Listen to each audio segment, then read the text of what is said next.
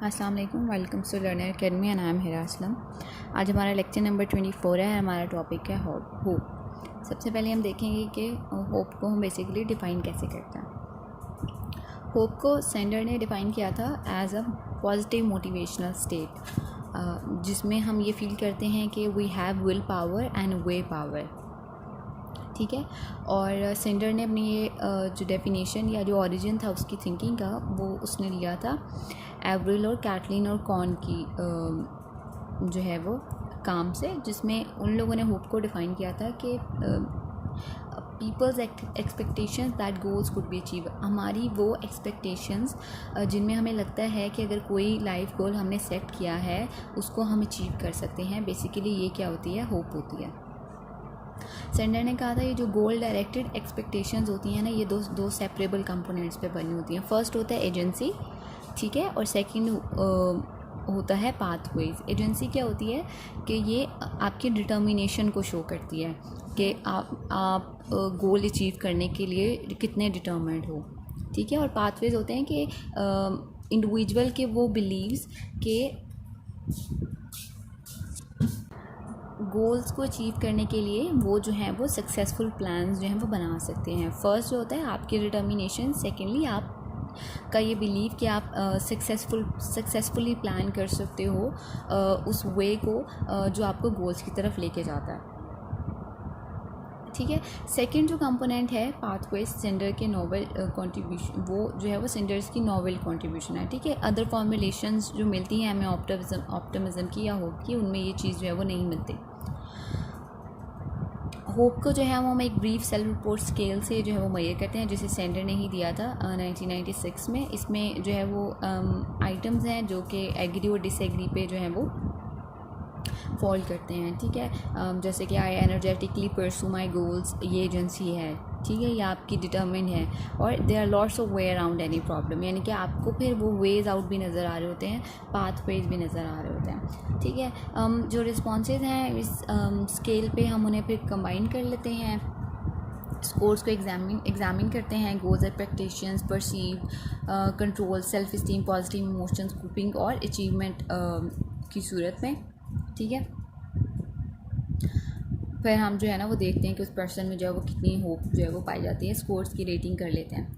Hope जो है वो पॉजिटिव रिलेट करती है नंबर ऑफ़ फैक्टर्स में, जिसमें एकेडमिक अचीवमेंट्स आ जाती हैं, आपकी एथलेटिक अचीवमेंट्स आ जाती हैं, इमोशनल हेल्थ होती है, आपकी एबिलिटी टू कोप करना आती है, आप कितना स्ट्रेस और इलनेस से कोप कर लेते हो सक्सेसफुली, और हार्डशिप से भी। होपफुल जो लोग होते हैं वो ज़्यादा बेटरली कोप कर सकते हैं हार्डशिप से और डिफ़िकल्ट सिचुएशन से।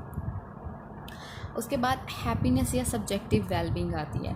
ठीक है। हैप्पीनेस या सब्जेक्टिव वेलबींग को हम रेफ़र करते हैं वेरियस टाइप ऑफ एवेलुएशन से। उसमें पॉजिटिव भी आ जाती है और नेगेटिव भी आ जाती है, जो लोग अपनी लाइफ में बनाते हैं। ठीक है। यानी कि सब्जेक्टिव वेलबींग, हर इंडिविजुअल की अपनी वेलबींग वो किस तरह से इवेलुएट करता है अपनी लाइफ को।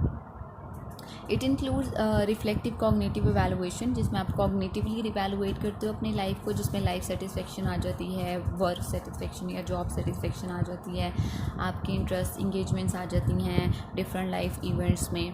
ठीक है। डिफरेंट आपके रिएक्शंस आ जाते हैं, जिसमें जॉय, सैडनेस, हैप्पीनेस, ये सब चीज़ आ जाता है। Subjective wellbeing is an umbrella term. ठीक है। इसमें डिफरेंट वैल्यूएशंस आती हैं जो लोग बनाते हैं अपनी ज़िंदगी के बारे में, डिफरेंट इवेंट्स के बारे में जो उनकी लाइफ में हो रहे होते हैं, डिफरेंट सर्कमस्टांसेस के बारे में जिसमें वो लाइफ गुजार रहे होते हैं। ठीक है। और वेलबींग और इल बींग होती है ना, ये positive valuation is wellbeing, negative valuation is ill being.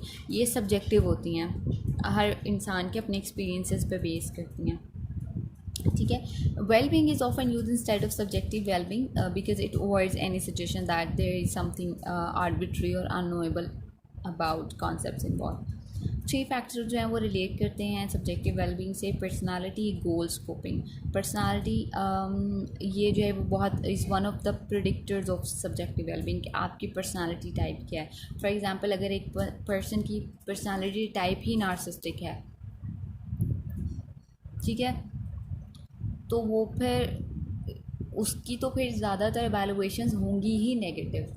ठीक है। एक पर्सन की एग्रीएबल है या कुछ और है, तो वो फिर हमारी एक्सपेक्टेशन है कि उनकी जो वैल्यूएशन होगी वो पॉजिटिव होगी। गोल्स, आप कितना जो है वो सक्सेसफुली अपने गोल्स की तरफ प्रोग्रेस कर रहे हो। आप अगर आप गोल्स अचीव कर रहे हो सक्सेसफुली, तो वो आपकी ऑब्वियसली फिर आपकी सब्जेक्टिव वेलबींग हाई होगी, पॉजिटिव वैल्यूएशन होगी। और अगर आप फेल कर रहे हो, फेलियर फेस कर रहे हो, तो वो नेगेटिव होगी।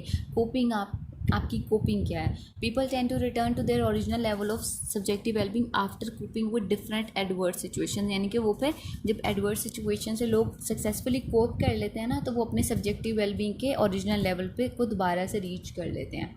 ठीक है, ये तो जो है वो डिफरेंट जो हैं वो फैक्टर्स थे जो सब्जेक्टिव वेलबींग में इन्वॉल्व हैं।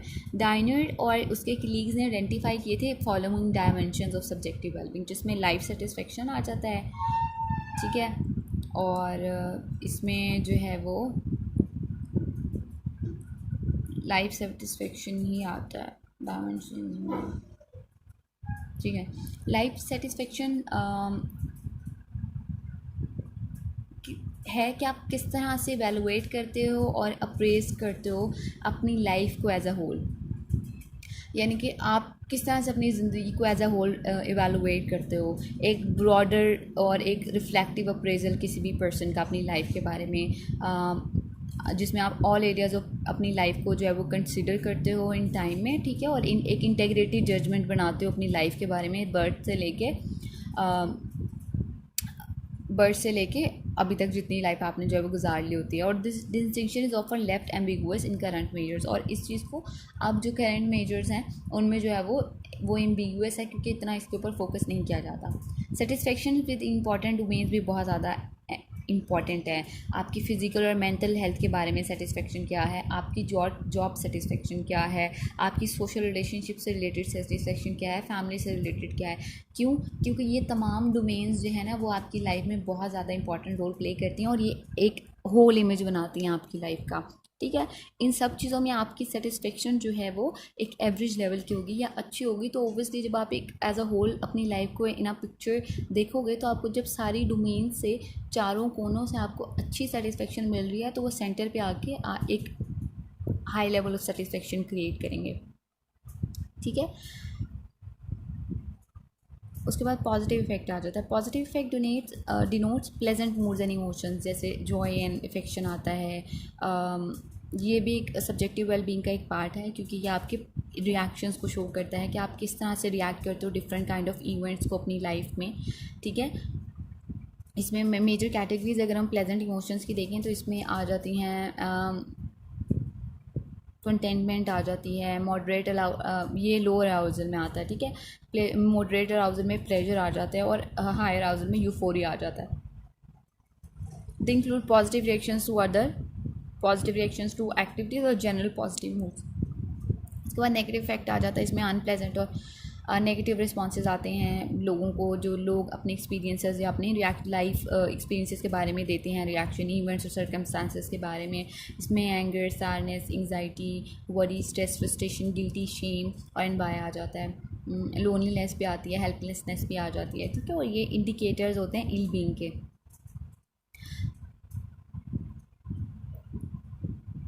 जो एक्सटेंडेड, जब आप एक लॉन्ग टर्म में नेगेटिव इमोशंस को एक्सपीरियंस करते हो ना, तो फिर ये आपकी जो है ना वो लाइफ को ही अनप्लेजेंट बना देते हैं। ठीक है, 42 कंट्रीज़ में रिसर्च की गई थी, जिसमें 7 to 40 जो है वो सब्जेक्ट्स लिए गए थे। 94% ने रिपोर्ट किया था सब्जेक्टिव वेलबींग को to be more important than money. ठीक है, people in poor nation show average, उन्होंने सब्जेक्टिव वेलबींग एवरेज शो की थी, और या फिर वो स्लाइटली बिलो थे या न्यूट्रल पॉइंट पे थे। और वो कंट्री जो वेल्दियर हैं उन जिनमें ग्रेटर फ्रीडम होता है, ह्यूमन राइट्स ज़्यादा हैं, इंडिविजुअलिज्म पे फोकस करते हैं, सिटीजन उसके सिटीजन जो है वो हायर सब्जेक्टिव वेलबींग पे थे। उन्होंने स्लाइट और स्ट्रॉन्ग सब्जेक्टिव वेलबींग पे जो है वो स्कोर्स किए थे। इसमें इकोनॉमिक ग्रोथ और कल्चरली होमोजेनिटी जो है वो कोरिलेट नहीं करती। ठीक है, सब्जेक्टिव वेलबींग के से सब्जेक्टिव वेलबींग हायर होती है इंडिविजुअलिस्टिक नेशंस में। ठीक है, ये कल्चरल डायमेंशन है, individualism versus collectivism, complex effects. Individualistic culture वो हैं जो इंडिविजुअल पे एम्फसाइज करते हैं, ऑटोनॉमी पे, मोटिव्स पे। ठीक है, कलेक्टिविस्टिक वो हैं जहाँ पे ग्रुप पे ज़्यादा फोकस किया जाता है, फैमिली वैल्यूज़ पे, उस पर ज़्यादा फोकस किया जाता है। हारमोनियस ग्रुप फंक्शनिंग पे, ठीक है, और believe that the individuals motive and emotion should be secondary. वहाँ पे जो है वो फैमिली को या कलेक्टिविज्म को पहले रखा जाता है। इंडिविजुअलिस्टिक नेशंस में जो है वेल बीइंग हाई है और सेटिस्फेक्शन भी डिफरेंट डोमेन्स के साथ जो है वो हाई है। ये अलग बात है कि वहाँ पे सुसाइड रेट्स और डाइवोर्स रेट्स भी हाई होते हैं इंडिविजुअलिस्टिक नेशंस में, ठीक है। शायद वो ज़्यादा एट्रीब्यूट करते हैं इवेंट्स को इंटरनली और फिर इसलिए उनके इफ़ेक्ट्स एम्पलीफाई हो जाते हैं।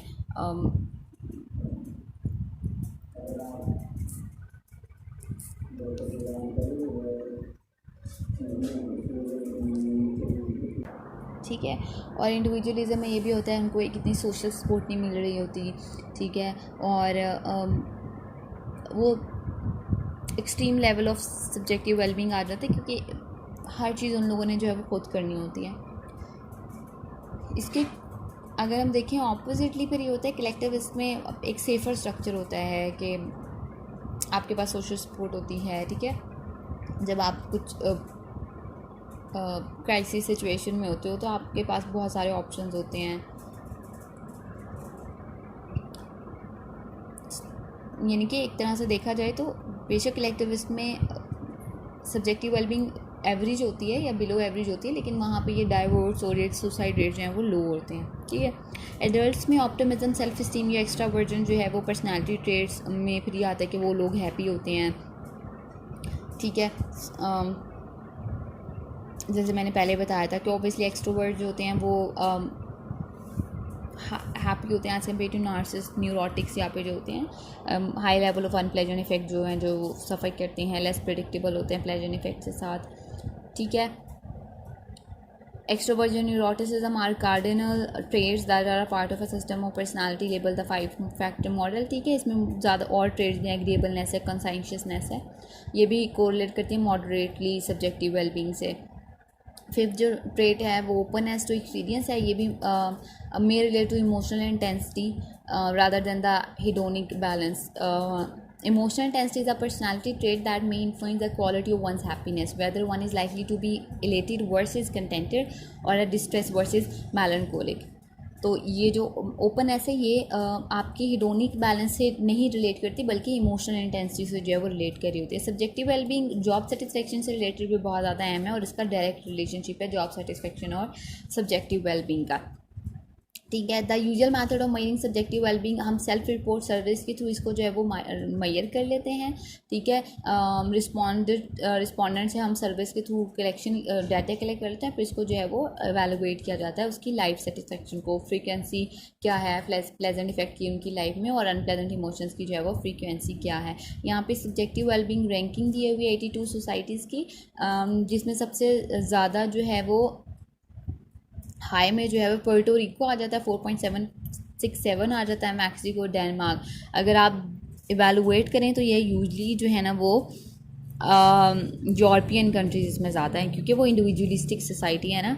उसके बाद मीडियम में फिर ये जो है वो कुछ अफ्रीकन आ जाती हैं, सऊदी अरेबिया आ गया, एशियन आ गई हैं, सिंगापुर जिसमें आ जाता है, ब्रिटेन, जर्मनी, फ्रांस तो फिर वहीं पर चला गया, ठीक है। और उसके बाद मीडियम लो में जो है वो साउथ अफ्रीका आ गया, क्रोशिया, ग्रीस आ गया, Peru, China, South Korea, Iran, Poland, Turkey, ये यूजली जो हैं वो एशियन कंट्रीज़ हैं। और लो में भी हैं कुछ, लो में जो है वो मिक्स है, माइनस पे जा रहा है। अपने पाकिस्तान का देखें -0.30 है हमारा सब्जेक्टिव वेलबींग, ठीक है। हाई इनकम कंट्रीज़ जो है वो बोल्ड फेस में दिखाई गई हैं, जो बोल्ड हैं ये हाई इनकम कंट्रीज़ हैं, ठीक है। All 28 high income countries rank high में आ रही हैं, मीडियम में आ रही हैं सब्जेक्टिव वेलबींग में। और जो लैटिन अमेरिकन कंट्रीज़ हैं इन अटैलिक्स, जो अटैलिक्स में हैं, ये जो अटैलिक्स में है ना, Mexico, Puerto Rico, Salvador, Venezuela, Nigeria, Uruguay, ये सब जो है ना वो लैटिन अमेरिकन कंट्रीज़ हैं, except Peru also rank high and medium range. Peru जो है ये मीडियम लो में आ जाता है। All 25 ex communist countries names underline, ये एक्स ये पहले कम्युनिस्ट थे, अब शायद सोशलिस्ट हो गए हैं। स्लोवेनिया आ गया है, चेक है, crochet, China, Poland, Russia, Hungary, Ukraine, Argentina, ये सारे जो हैं वो एक्सेप्ट वियतनाम एंड स्लोवेनिया और चेक रिपब्लिक, ये सारे लो मीडियम में आ जाते हैं। उसके बाद 10 जो एक्स हुए कंट्रीज़ हैं वो भी लो में आती हैं। 8 of the 10 have negative scores. ठीक है, यहाँ पे जो है ना ये डिफरेंट रैंकिंग्स दिखाएंगे कंट्रीज़ के, और उसमें एक्सप्लेन भी किया हुआ है। हाई इनकम कंट्रीज़ हैं, उसके बाद लैटिन अमेरिकन हैं, एक्स कम्युनिस्ट हैं, उसके बाद जो है वो फिर उसके बाद एक्स जो सोवियत यूनियन में पहले थी, जो कि अब रशिया बन चुके हैं 1979 के बाद, उनकी जो है वो रैंकिंग दिखाई गई है। यहाँ पे हमारा चैप्टर होप का कंप्लीट हो गया। नेक्स्ट क्लास में इंशाल्लाह जो है वो नेक्स्ट चैप्टर स्टार्ट